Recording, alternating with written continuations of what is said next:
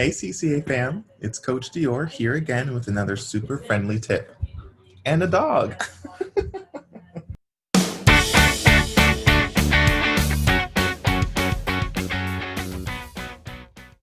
Today we're going to talk about changing your time zone on Google Calendar.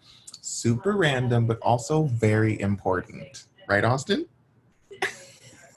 Okay, let's get started.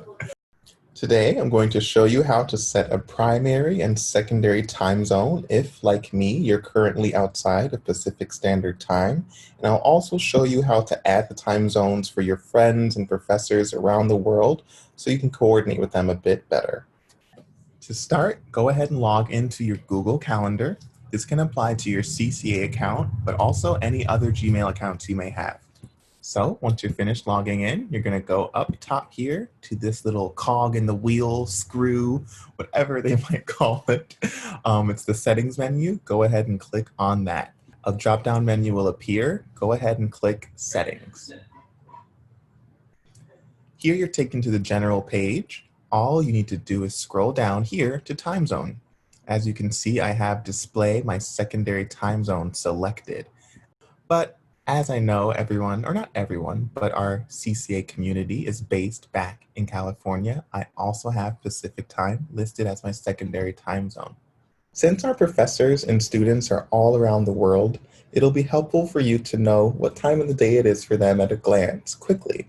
So as you can see here under World Clock, I've added just a few different time zones that are relevant to me and my colleagues this semester. I have Mexico City, Indian Ocean Time, and El Salvador Central Time.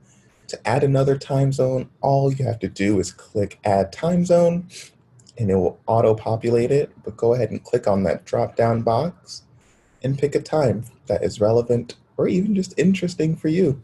Christmas Island time, for example, anyone? And with that, your settings will be saved and you're all set.